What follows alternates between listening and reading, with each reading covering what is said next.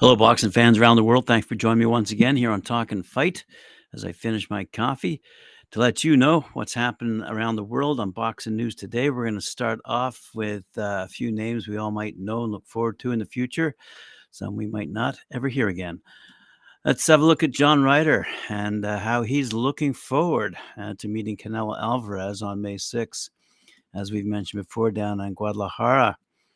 According to my friend Jim Calfa over BoxingNews24.com, John Ryder says he's anxious to step into Lion's Den to challenge home fighter Canelo Alvarez for his undisputed super middleweight championship next month.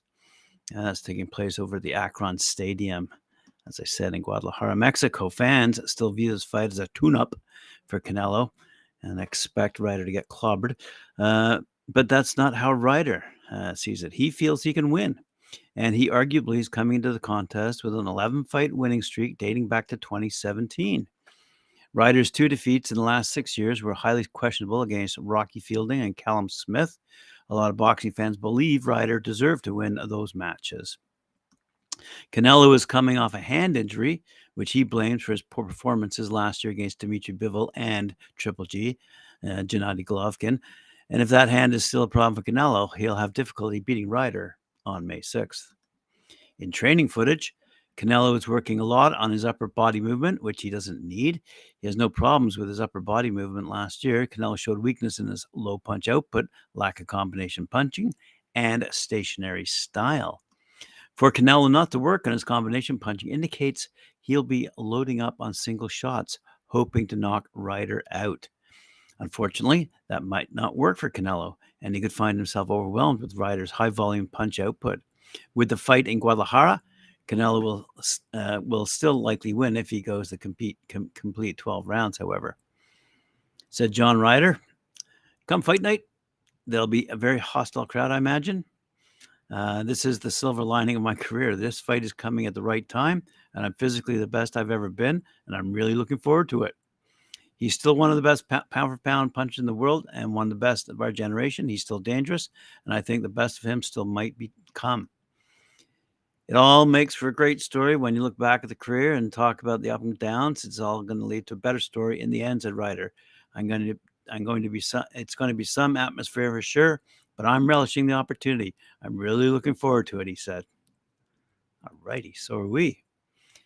While he's happy, Kell Brook is furious with the recent news that his career rival, Amir Khan, failed a drug test in connection with their high-profile showdown February 2022.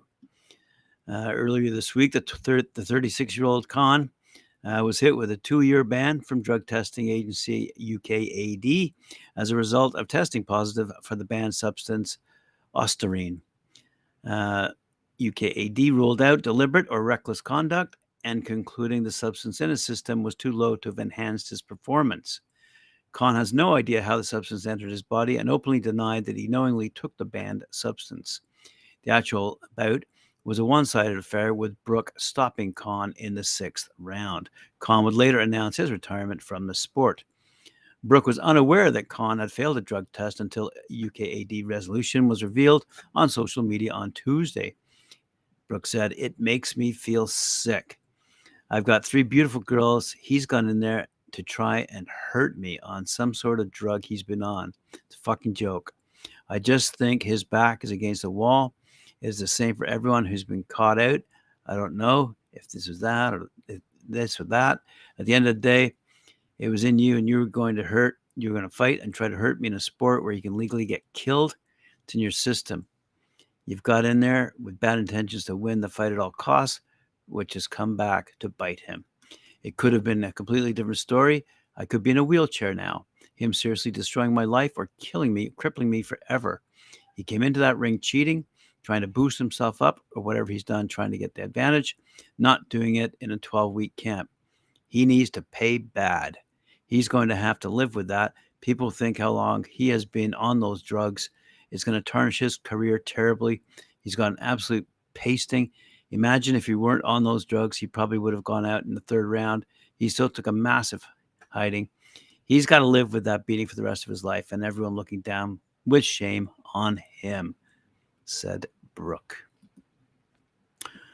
Over to another high-profile talker, Terence Crawford.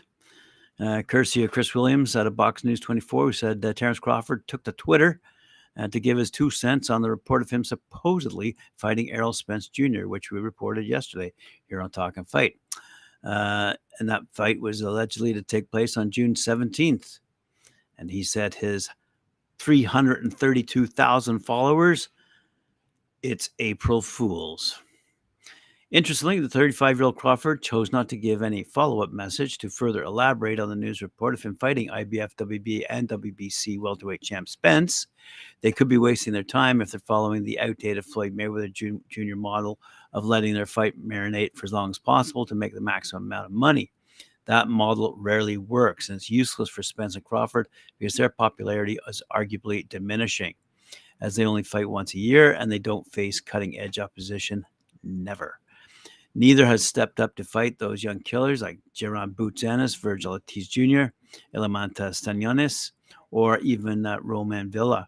For his part, Spence isn't saying anything about the report, which is surprising because he can usually be counted on to shoot down fake news. This could mean that the Spence-Crawford fight could happen, and they will stay quiet until the official announcement. That's the ideal outlook. But on the flip side, it could be another example of someone getting it dead wrong about the fight and speculating. For example, Ring TV reported earlier that the Spence versus Crawford undisputed welterweight championship would take place on June 17th in Las Vegas and be announced on April 22nd during the Gervonta Davis versus Ryan Garcia fight. As I said, the tweet that Terence Crawford issued simply said it's April Fool's. And I don't think that was on April 1st either. But anyway, if Crawford isn't playing around, it will disappoint many fans who still want him to see fighting Spence. And even though those champions are getting old, seldom fight anymore, and are rarely mentioned fans, there's still interest in small pockets. On social media, boxing fans blame Crawford for the fight with Spence not happening, but it's a two-way street. It's mutual. At this point, if the Spence-Crawford fight doesn't happen this year, fans should forget about these two ever fighting because it seems obvious they're not going to do it while they're still in their prime. True enough. Let's jump over to Vasiliy Lomachenko. Loma has campaigned as a 135-pound fighter over the course of his last 8 bouts, dating back to 2018. As we all know, he's about to fight Devin Haney. The Ukrainian has had tremendous success in the division, unifying 3 versions of the lightweight title before losing them to Teofimo Lopez Jr. in 2020. After also winning world titles at 126 and 130 pounds, Lomachenko has predominantly been the smaller fighter against opposition at the lightweight limit. So the 35-year-old Loma, 17-2, by the way, 11 knockouts, will be again the smaller fighter when he takes on undisputed champ Devin Haney, 29-0, on May 20th at the MGM Grand in Las Vegas. Haney is listed as 5'8", which is only 1 inch taller than Loma on the tail of the tape. But when they eventually come face-to-face, a rehydrated Haney will appear considerably bigger. Haney has alluded to a move up to 140 because it's increasingly becoming more difficult for him to make 135 pounds. While Lomachenko was asked if he too would consider moving up to 140 for a chance to avenge his loss to Lopez, the 2-time Olympics gold medalist immediately pumped the brakes on the thought. Over 135, everybody knows it's not my weight class, and I can't do 140. After that, you asked me about Tyson Fury and Alexander Usyk, so sorry, Lomachenko said in an interview with BoxingScene.com and other reporters. In what appears to be a fantasy fight for now, Lomachenko was also asked if he would go back down to 126 and possibly fight top-ranked stablemate Naoya Inoue, the former 118-pound undisputed champ, who was yet to make his 122-pound debut, by the way. Maybe I would fight anyway. I forgot how to make weight, said Lomachenko. I need to try and make 126. But of course, it's always interesting fighting top fighters near our weight classes. I've seen his fights, however. He has power. He's a top fighter. Oh, fair enough. Round and round we go. Speaking of great Asian fighters, let's have a quick look here at some rough news out of, I believe, Thailand. WBC 105-pound champ Panya Pradabsri, 39-1, 23 knockouts out of Thailand, has caught the flu bug and has had to cancel his defense against unbeaten Japanese star Yudai Shaiguya, 6-0, 4 knockouts. And that was scheduled to take place in Tokyo on April 16th. Pradabsri, 32 years old, was slated to arrive in Japan this coming Friday, but sent his diagnosis and picture in the hospital to the organizer here in Japan. 3150 Promotions is reportedly struggling to have an interim fight of Yudai against some highly ranked contenders under the WBC sanction. The local promoter has publicized it in a Twitter bill featuring Shigeoka brothers' dual 105-pound title goes. Another is the interim IBF championship bout of Jingiro Shinagoka against Filipino Rene Marcatuata. So time is of the essence on that one. We'll see how it shakes out. Finally, let's go back to the heavyweights. Unbeaten 6'7" heavyweight Damian Polish Hussar Knyba. He's 10-0, 6 knockouts. Will have his first bout as a top-ranked fighter this Saturday on the big Shakur Stevenson versus Shuichiro Yoshino world title card at the Prudential Center in Newark, New Jersey. Knyba, who knows how to handle heavy equipment, was a promising shot put athlete. I did not know that. And can't wait to unload some heavy punches on Curtis Harper, who he's facing on that undercard. He's 14-8, by the way, with 9 knockouts of his own. So he says, how's he handling this upcoming fight? Fighting big on Saturday is going to be the first time for me, but no problem at all. I'm 100% concentrating on boxing. That's my job. I'm prepared and will celebrate a win on Saturday. I know that Polish fans will be there to support me at the Prudential Center in Newark. And he's asking about his new trainer. He's talking about his new trainer, Sean George. And he's saying we met for the first time when I was invited to Zhilai Zhang's training camp.